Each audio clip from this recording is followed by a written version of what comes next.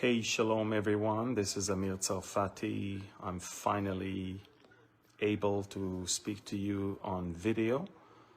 I just wanted to give you an update on what is going on. And last time I was here on video, I told you Israel is about to strike in Iran. And the moment has arrived in exactly 4 hours ago. Exactly 4 hours ago, Israel began the most daring operation in our history.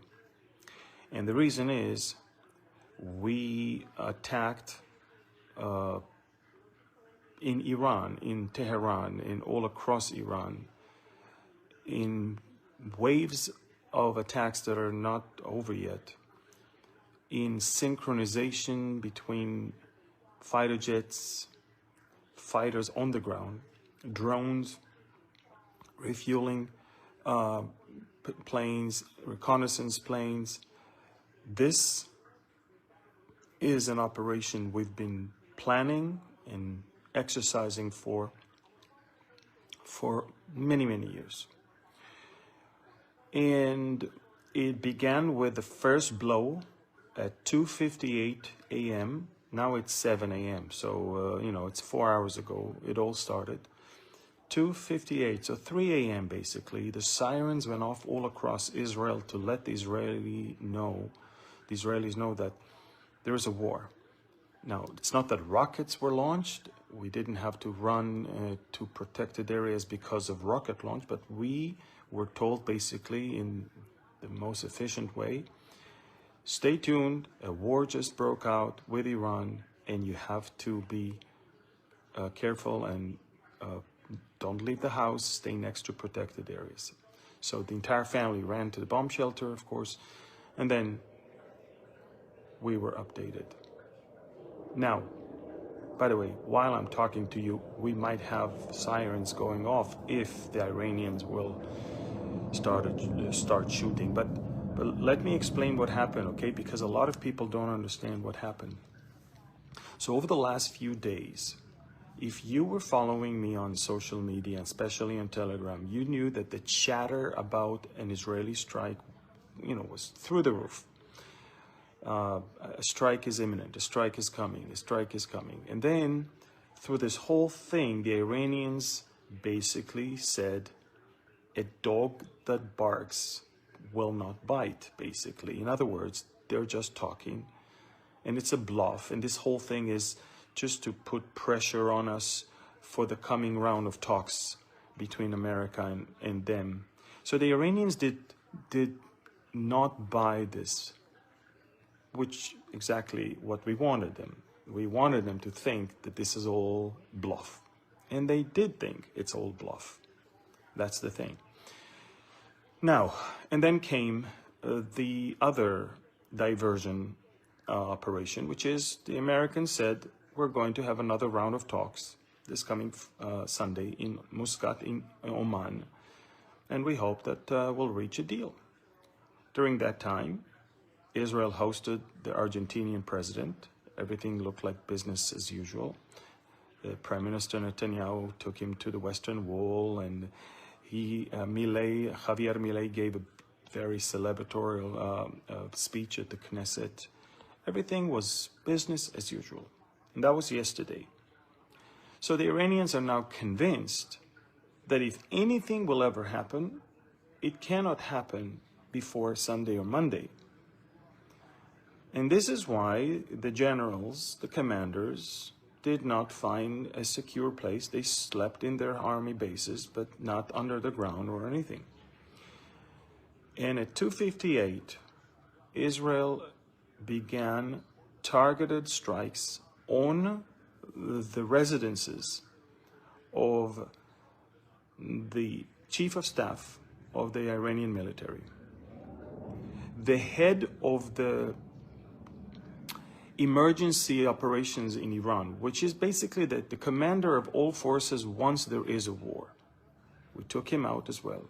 We took out the commander of the Iranian Revolutionary Guard. We took out the closest advisor to the president of to the supreme leader of Iran. We took out all the top scientists who were at the moment working on the bomb. And when Israel surprised them in their beds and they're gone, Israel began massive wave of strikes on 3 different types of targets. One, we are talking about the nuclear facilities in Natanz, in Fordo, in Qom, Isfahan. And the other one was ballistic missiles area, like in Kermanshah and in other places, Tabriz also.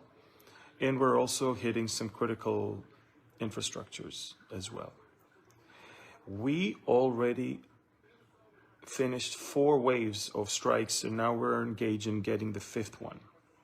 Israel declared that this is a special operation. We used the code name Am Kelavi, a people like a young lion.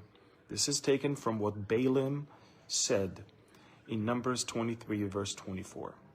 It's very interesting because Netanyahu wrote that verse in his note at the Western Wall yesterday.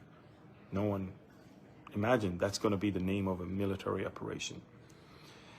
And folks, Israel, again, eliminated top commanders, top scientists, close advisors to the supreme leader. And we have damaged critically the Natanz facility. We're now attacking also in Fordo and also in Isfahan. You know, I think yesterday I told you time is, the clock is ticking and these are the main sites we need to strike. Israel is going all in, all in. We are about to cripple the Iranians. Now, the Iranians were shocked. By the way, when I say Iranians, I'm talking about the Islamic Republic. The people are happy, believe it or not. Many people are very happy. And this is their chance maybe to somehow try to topple the regime. We are 4 hours into this operation right now. 4 hours into the operation, and we continue. I don't know if you can hear, but I live next to airbase. Non-stop takeoffs and landings. What we do when dozens of aircrafts are taking off, they fly all the way. They need to refuel on the way back because they don't have enough fuel to fly back. But they also drop all of the ammunition, so they need to fly back, land here, rearm, refuel, and take off again. Almost 2/3 of the Israeli Air Force is now attacking in Iran. We're talking about unprecedented attack in a distant target. And it will have to continue. And let me explain why. Some of those sites are so deep under the ground that one wave of bunker busters will not be enough. You will penetrate only 1/3 of the depth. You need another one, and you need another one. Sometimes you need 5 different waves to reach the actual facility under the ground. So we're planning on at least a week of non-stop attacks. Now, we're not fools. We know that the Iranians are going to retaliate. We actually expect a barrage of anything between 300 to 600 ballistic missiles to be launched at us. And this is, by the way, where we could use a lot of help from America and other allied forces in this region. Guys, we are ridding the world from the biggest headache in the Middle East, the nuclear program of Iran. And when Iran is crippled, the Houthis will be crippled. So if you want to solve the problem of the Houthis from Yemen, take care of the head of the snake first. And that's what we're doing right now. And as and you can see the Houthis are not launching rockets yet because they are reassessing their situation themselves. Now, I'm not saying there won't be launches towards Israel. There will be, for sure. But we are finally, after so many years, this is what Benjamin Netanyahu became prime minister for. This is his life mission, is to rid Israel from the Iranian nuclear threat and to bring peace with our neighbors. That's what we are aiming towards. Now, the funny thing is, President Trump said, hey, I was not surprised. I was well informed. I was, informed in advance, and I want to, encourage the Iranians to come back to the table of negotiations. This is funny because there's nothing to talk about now. If we're destroying the nuclear program, the whole talks are about the nuclear program. Now, the one thing that might help us a lot, so far it's pure Israeli operation. Not a single American fighter jet is participating in it. But we could use help in the coming days in order to seal the deal, in order to have more jets attacking, non-stop attacks until the entire ballistic missiles and nuclear program is wiped out. These are big challenges. Iran is holding thousands of ballistic missiles that can reach Israel, but they can also reach any American base in the area. It's very interesting. The only country, Arab country, that is openly criticizing the Israeli strike, the only one, is Oman. And that tells you how much the Omanis are not really mediators. Of course they work for Iran. Of course they are collaborators with Iran. But everybody else is smiling.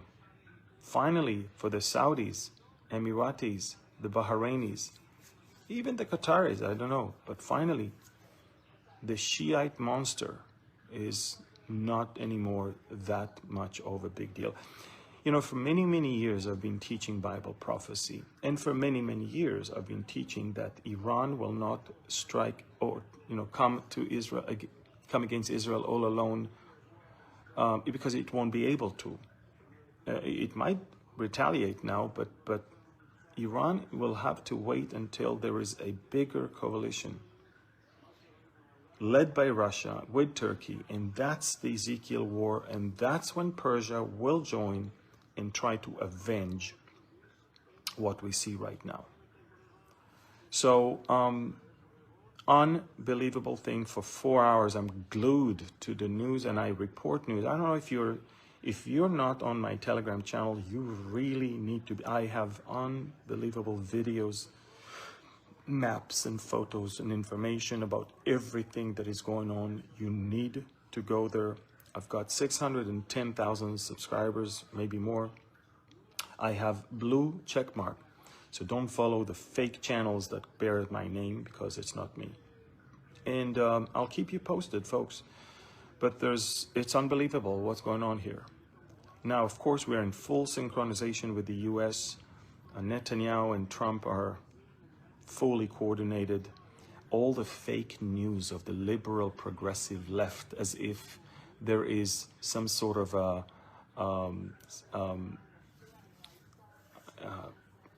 some tension between the two leaders, and they're not synchronized, they don't see things the same way. This was all it's fake. Not only it was fake news, but the Iranians themselves bought that crap, and then it worked for us, because we needed to put them to sleep, and they were asleep at 3 a.m. when we strike. So guys, go to my Telegram channel. I'm going to finish this right now, because I have to go back to Telegram, keep posting more and more things. On my Telegram, you can see who are the people that we have eliminated. Quite a lot, quite important people. And we're not done yet. Waves of strikes continue in Tehran, in Kermanshah, in Tabriz, in Isfahan, in Qom, in Iraq, where the heavy water reactor is, and of course in Natanz. Unbelievable things. go to my Telegram channel, subscribe, follow. It's free and it's super informative. Until then, pray for Israel. Thank you, and God bless you.